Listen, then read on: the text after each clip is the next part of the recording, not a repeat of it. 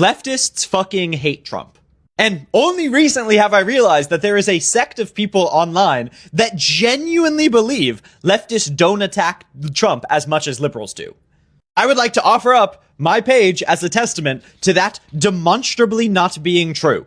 I spend an extraordinary amount of time attacking fascists of all stripes. And I think the argument that actually, insofar as it actually exists, is that leftists spend any time at all doing anything other than sifting through exactly every way in which Trump is evil, and spend any time at all pointing out other war criminals who happen to call themselves Democrats. But the justification for that is very clear, is I disagree and don't like any fascists, and I want us to be immune from fascist propaganda of all types, and I don't actually think it's that productive to keep on pointing out, hey, white supremacist, today was even more white supremacist, and then the next day was even more white supremacist. From my analysis, at least, and, this can be where we disagree, I think the people that care will care, and the people that don't.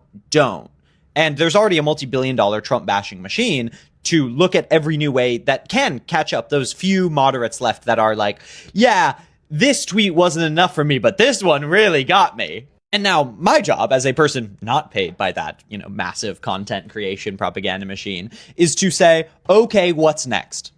Let's have that discussion. We all agree we're dealing with a fascist. Okay. How do we prevent this from happening again? How do we undermine the systems that led to it? And I'm sorry, my conclusion from that is not to just spend more time pointing out how fascist is bad. We've seen that. America moved from fighting fascists in the 30s and 40s to funding fascists in the 50s and 60s. We've already seen this cycle play out, and I don't want it to do so again.